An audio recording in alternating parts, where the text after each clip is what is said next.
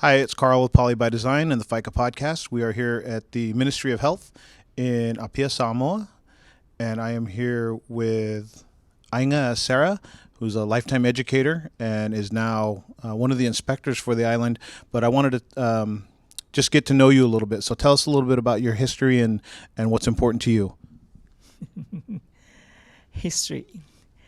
Well, first of all, when at school, I did not want to become a teacher. I want to become a nurse. And that is why I have to take science and human biology, because it was my intention to take nursing.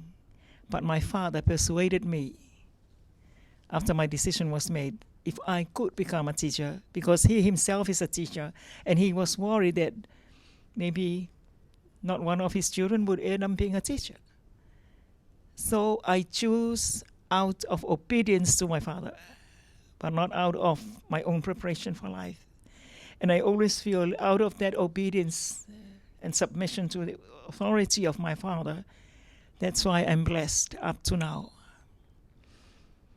So as a teacher, within a few years of teaching, several villages were poisoned with this fish that they had shared in our house on the Sunday meal. And 2 of the villagers passed away, and I was taken to hospital and was on that deathbed. My parents and family lost hope. They see me following those people. So my grave was dark, and I was lying there awaiting my time. Then my father came along, put his hand on my shoulder and said, "Father God, thank you for a great daughter you had given me. If she is of any use, then let her continue living. If not, then take her now." Can you imagine how I feel? I would have gone to hell had I been dead at the time. But the fact that I was given the opportunity to live, that's a great encouragement to me. No matter what difficulties I go through, I know God has granted me life for a purpose. And that's why I come this far. Within 10 years of fish poisoning, I became vice principal at Avele. I applied. In fact, it was like a joke to me, because several of my friends, male friends, they were all principals, not me. Those days, no one talked about any women becoming principal.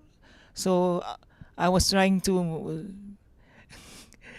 make fun of their application, and then I put in my application. The following week, the short notice was given, the short list was given, and I was amongst. And I said, "Father, you know I was not serious about this." But no. Again, I go back to that prayer. If it is me, if I am for that purpose, then I have to continue. Then again, as principal, I face a lot of problems and difficulties. The history of this school, the boys only common college, it's not easy. It has its own culture. And to be seen as a woman there, I must say I was not fully accepted by the old boys. But my father himself was an ex-student. And I believe it was one of his prayers that I would eventually become a teacher and gradually become principal. I discovered in his diary that he was praying God that I would eventually take over as principal. So that's the answer to his prayer.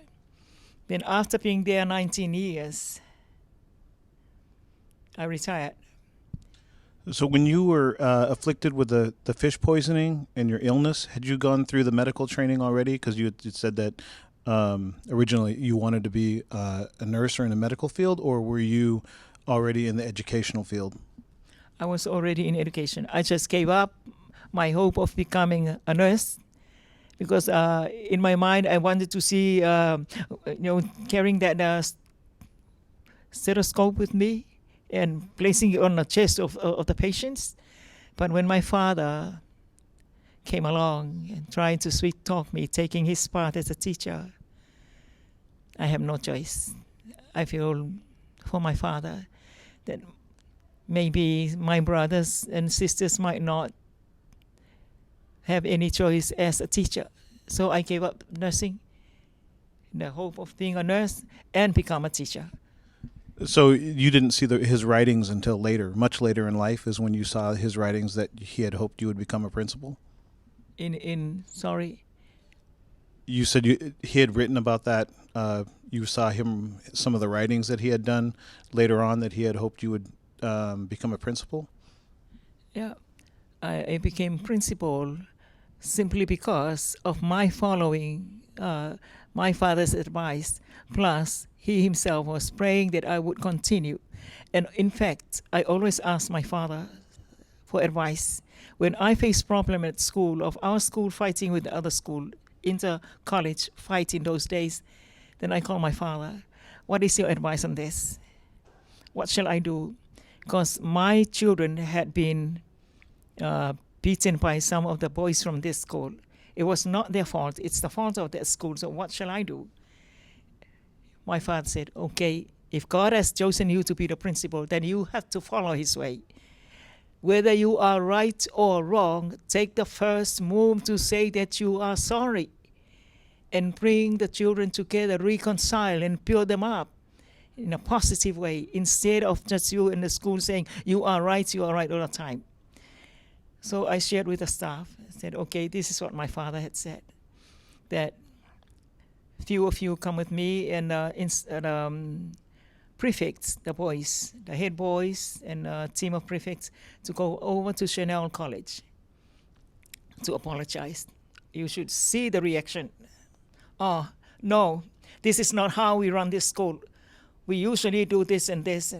They kept on complaining, but I just sit there quietly and allow them to pour out their anger and everything. I just didn't. So I thank them. Okay, thank you so much. That's a great element within our family. You're not keeping that within yourself, but thank you for learning, bringing things on the table, and have it shared and done with. But listen, bide your time until you occupy this seat as principal. Then you make your decision. I listen to my father, and I have to follow my father's advice. Okay, let's go. We started off, and we were on a newspaper at the time for creating this harmonious relationship with the school. We just have to sacrifice, get away with that pride, teach the children to humble themselves and learn to forgive one another. And we had been doing that great relationship with different schools. And many a time when I was up there, when schools where there are inter-school fights, whether my school is involved or not, I feel it is my duty to appear in the public and come. I always call for the prefects, come here. I want you to protect your reputation. Stand here, inform all the children to go to school instead of fighting. So I get hold of the prefects in town and get them what to do. And at times, I use my own college transport, delivering these students to their schools and informing the principals, please. So I had been doing that all this time when I was principal. I always find myself standing in the gap because I love to see all the children getting together, creating this harmonious relationship. Whatever time, whether they have sports, or the more we give them all the positive things about themselves, the more they do all the great things. Because sometimes we keep on focusing on the negative elements and silly things they do, but they are doing a lot of a lot of good things. Yet, no acknowledgement at all. But we have to fan whatever little flame of hope in every school, and then they come up shining. I think recognition is probably something that we may not do enough for the children. We may not recognize how important it is to them to be recognized. Have you seen, because it seemed like you're a pioneer in education as a woman. Have you seen women follow you in your path in education? Because you were the first principal at the school. Have you seen other women follow your path? Well, I'm sure other leaders are following the same thing because we have a great relationship with all the principals and we work together, teamwork. It's that teamwork, and they themselves follow the same thing. We have to practice what works for our children. So that's it. Even some of my students, my staff, it's always my prayer.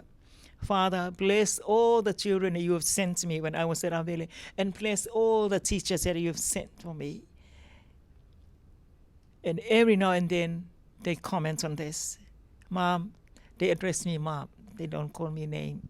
As soon as somebody said Mom, then I know it's an Avele. So they always mention the time we have this sharing, and they themselves put it in practice with what they're doing in whatever calling they have, whatever job they are called to.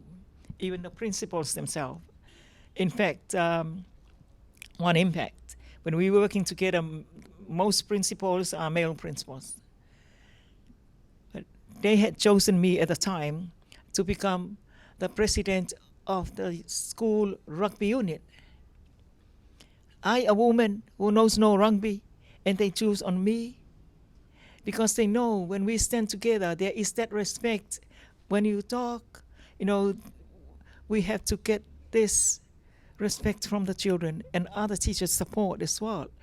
In fact, now when we discuss with the principal of the time, they always say, our time, that's the best time. Now there is no more unity. Nothing could ever compare our time. We work together happily as a family, achieving heaps of things. Many of our schools going overseas in sports and whatever opportunity given. Great. We had done heaps at the time. I cannot recall, but looking back now, as a retiree, but still an inspector, when I look back at all these things done, it makes me wonder, how did I ever come through that? What causes me to, when people talk about this, I just sit there, dumbfounded. It's like, to me, I haven't done anything. It's not enough. I haven't done enough. And that is why in my heart, while still inspector now, I would like to see myself continuing serving as whatever in the ministry up to 80, 90 years. I have already written my timeline. I would like to be in the history of the oldest still involved in teaching.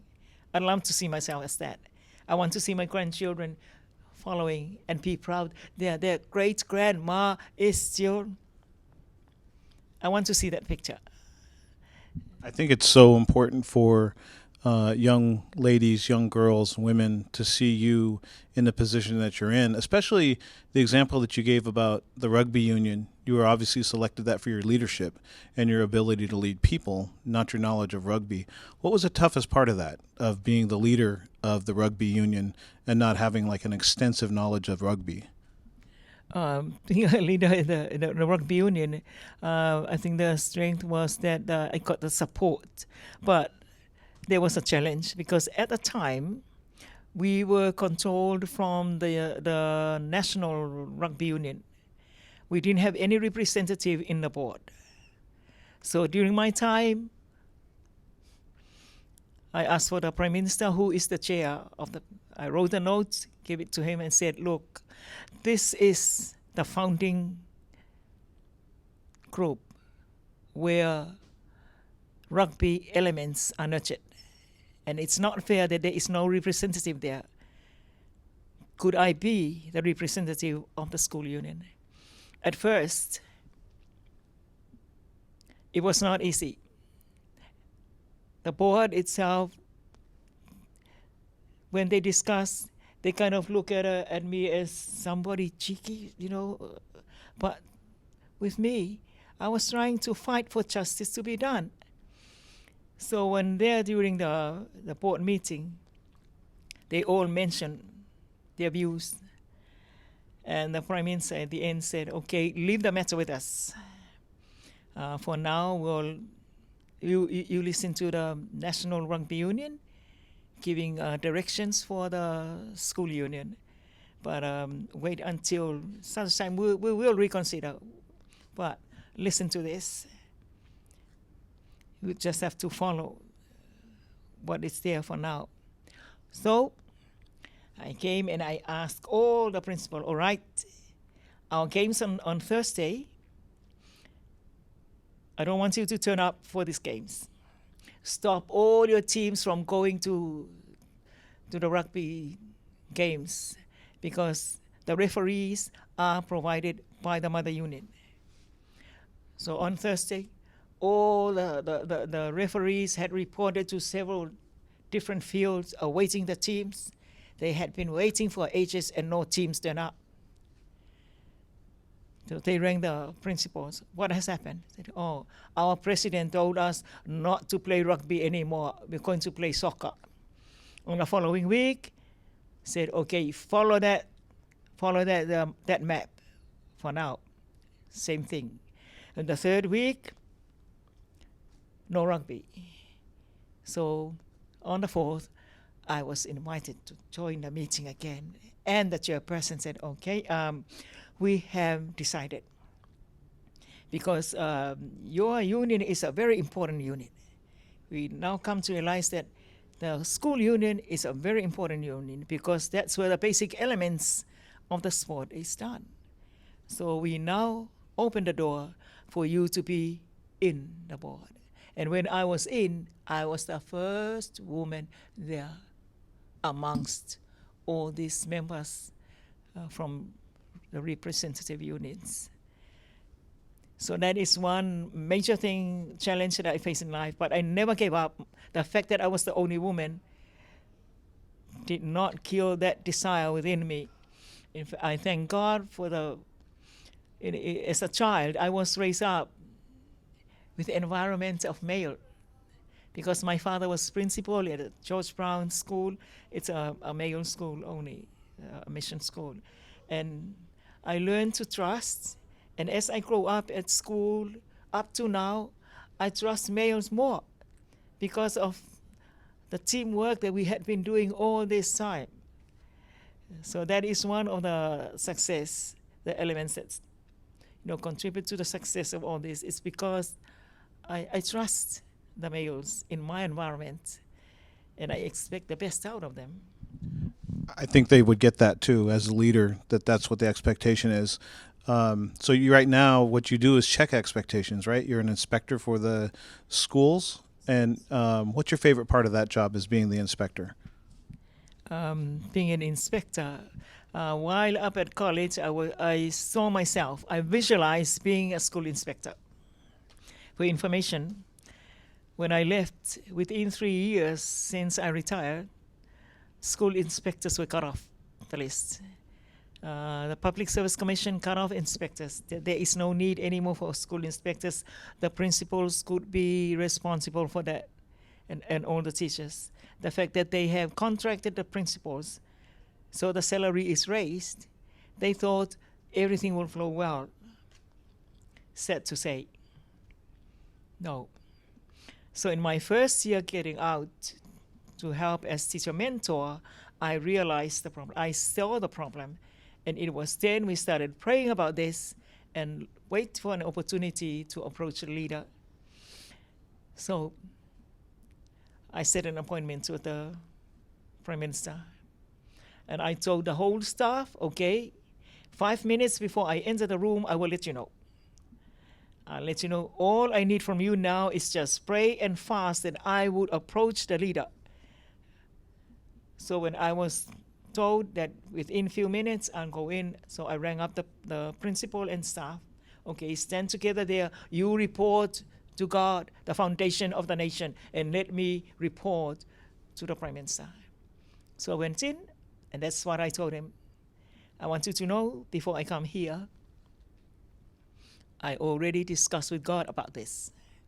So So I shared with him the decision from Public Service Commission to do away with inspectors is a very stupid decision.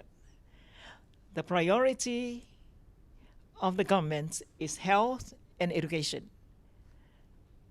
But you're not coming up with inspectors. There is no monitoring done in the field. So things are going downhill because the inspectors are no longer there. So I gave a full report. I even gave him pictures of some of the students that I was trying to teach them the basic skills in reading at college. So that convinced him and said, okay, go write that report and present it to me next week. I present him the report, and thank God it was then he ordered the minister, called for all the principals to come to the ministry and tell them that we are going to have inspectors again. That's how we came into being. In fact, when we went to our interviews as inspectors, we are supposed to give 3 districts, and the public service then will choose which district they would post us to. I only would write 1 district, the district that fights for this and pray for this. So Public Service Commission rang up, we are awaiting your list of the other 2 districts. And he said, sorry, that's the only district that I would like to work in, because they are the ones who are behind this. They had been fighting for this. The next day, still the same answer. So on the 3rd day, I think they were a bit angry the way I respond. I said, okay, then tell the leader, tell the commissioner, thank you so much. So long as the door is now open for inspectors, but take my name off the list. I don't want to be involved. If I am not given what I want, I don't want to be involved. I want justice done. It's this district that fought for this, and I have to work in this district. That was the end of it. And was the first to be given the district, and others were given other districts. My hesitance was, if I write down district like the district in Apia, and I will end up moving away from there to another district. But no, I always see myself working together with the village community, the village council. So at the moment, it's one of the highlights, in fact, of this year's work, is that I'm trying to get hold of the matais through the school committee. So we were developing a great relationship. I praise them and tell them, look, without you, the teacher's work is nothing, because the children belong to you. But many of the children suffer because their parents are not doing their work. So what we have to do is to report to you these things. Then you make a report in your village monthly meeting.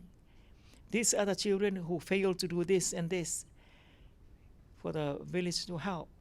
So something great is happening. I even give them a list of highlights per school. Okay, these are some of the students who have done very well, and also the list of prefects. Please take all these things and let the chiefs of the village read out to the villagers and thank them, acknowledge them, because the more they acknowledge of all the good that is done by the children, the more they will get together and be more positive, and no more negative thing happen in the village. So in fact, I'm awaiting the time I'm going to give my report to the Prime Minister on this. So I'm looking at my district as, and it's my prayer that my district become the role model.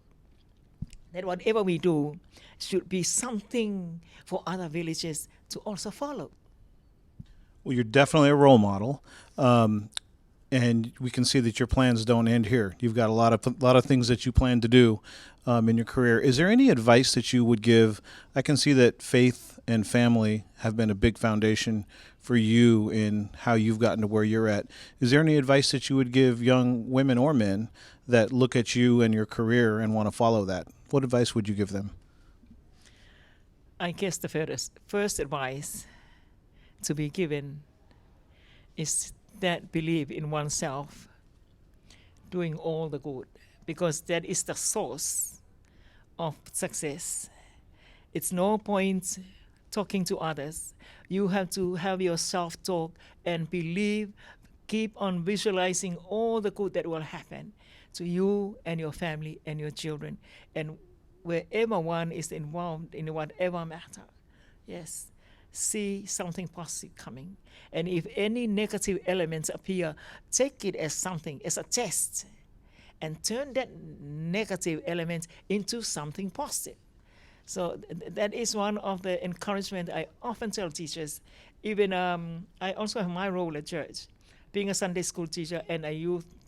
I'm a youth president in our own church, trying to get the youth and the children and also the parents, encouraging them to keep on speaking positive comments to their children and guide them the Lord's ways. That's it. Otherwise, things will get out of control. But to stay together, in fact, all my youth, I send them a text every Sunday night and informing them, okay, at your throne time, in 11, they have to get together, pray. Pray for our nation. Yeah, pray for those others who are mourning because of the loss. And also for this week, pray that the word given out will sink. And our preparation for the youth, for the Easter program, we need to invite the Lord's presence in everything. So those are the things that I'm trying to reach out to the youth. In fact, one youth rang up last night and said, please, can you inform others to pray for our parents? I said, oh, what's the matter? Oh, my father decided to leave my mom, to leave me, leave us and our mom. So I spoke to some of the members and send the text, okay, stand at the throne and ask for help. Ask for the Lord's intervention and his help to bring peace to the family. So we have to learn teaching them to pray for each other. At the moment, the Methodist Church, the former presidents and the current president's wives have both passed away. The former one last week and the current one yesterday. So I sent a text to all the youth, please, we had been praying for this, but pray now for comfort of the families. Stand together as a family, because they themselves will also pray for us when we go through these things. So they got to understand that no one is to stay here. We have to do our very best in life.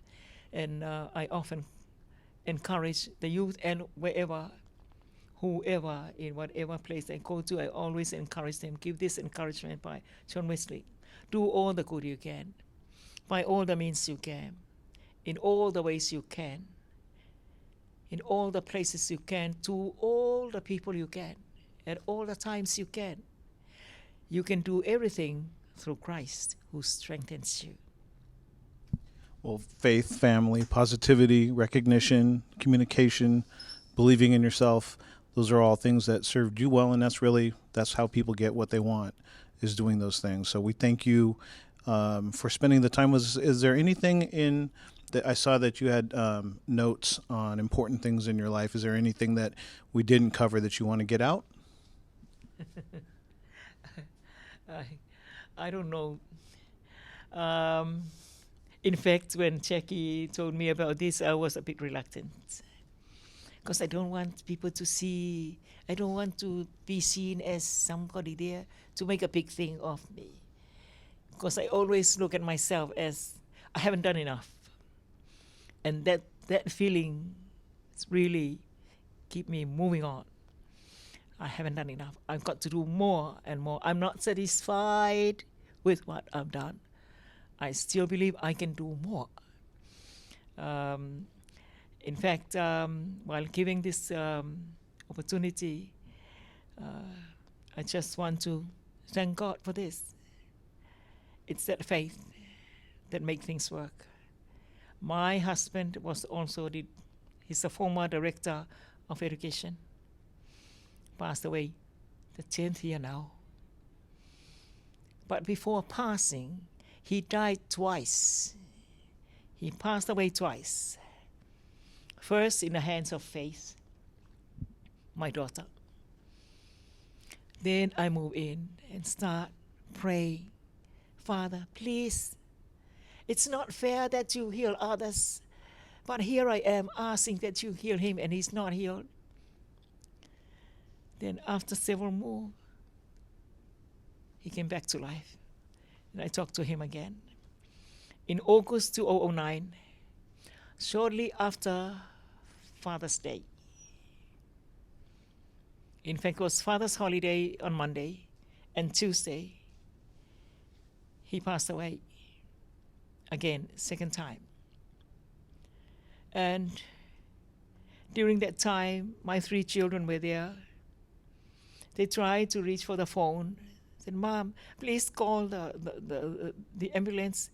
They were still screaming, crying. No, you are not to call the hospital. No.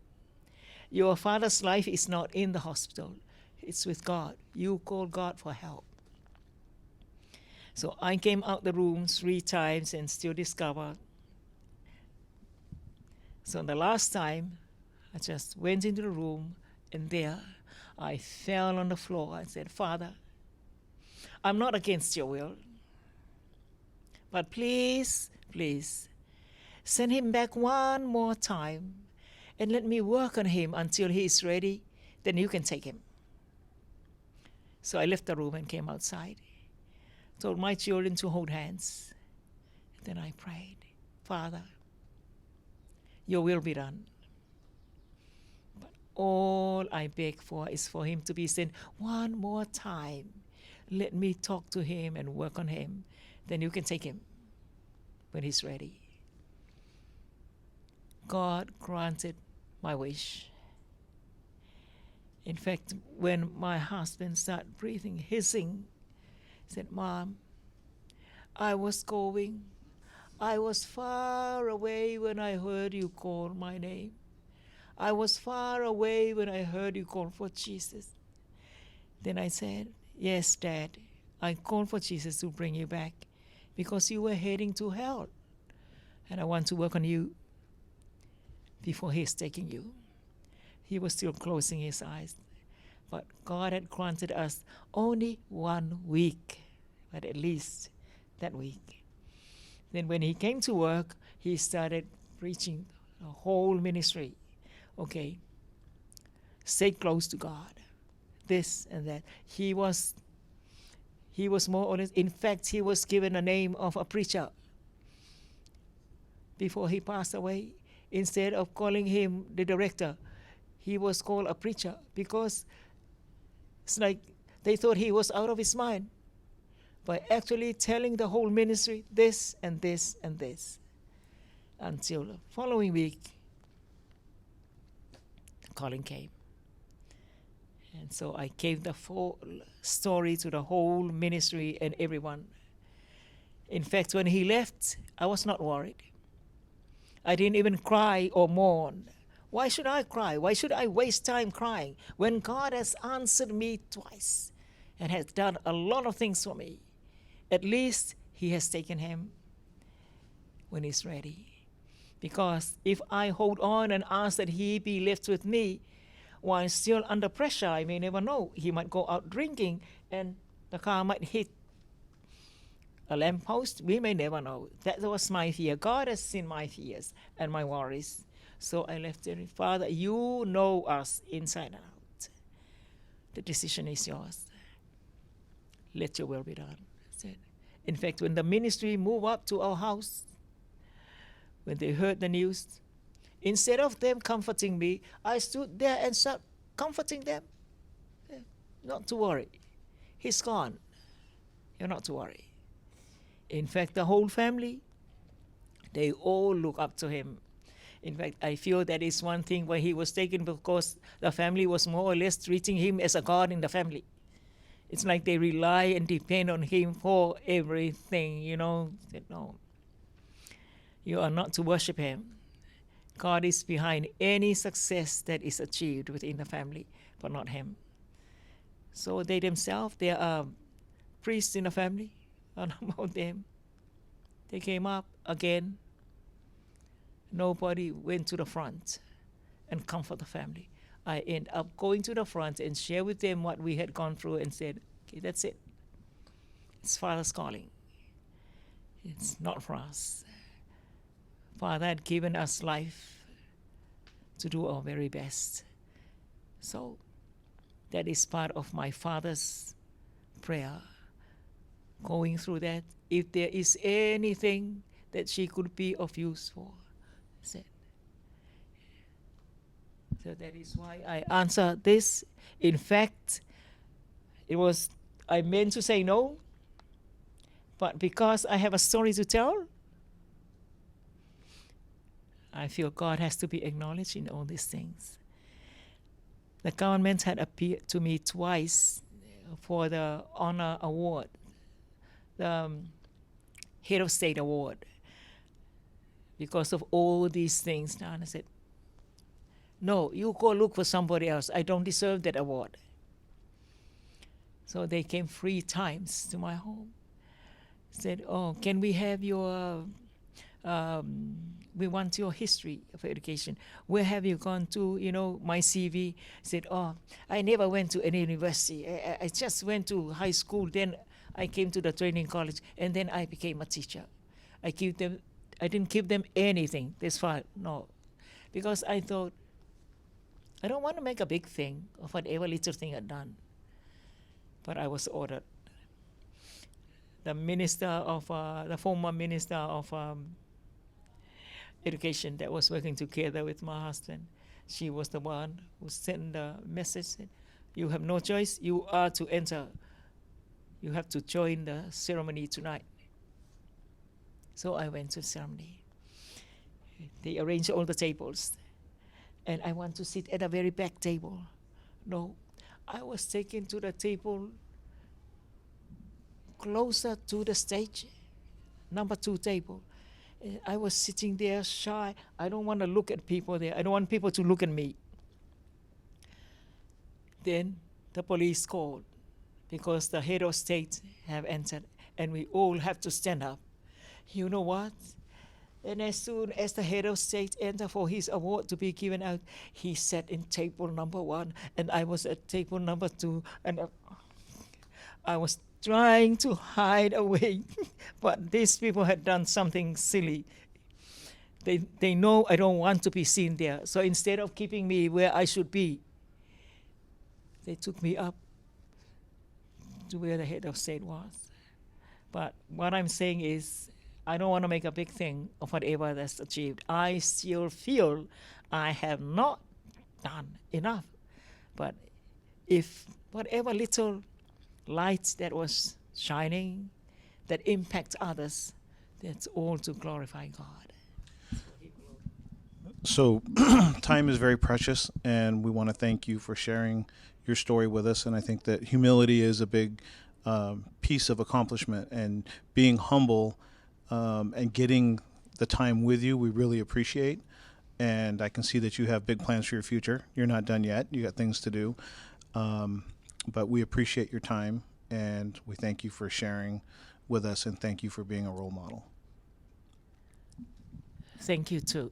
As I said, I only answer because I feel I have to let the foundation of the nation be known by other nations that he is behind all the success.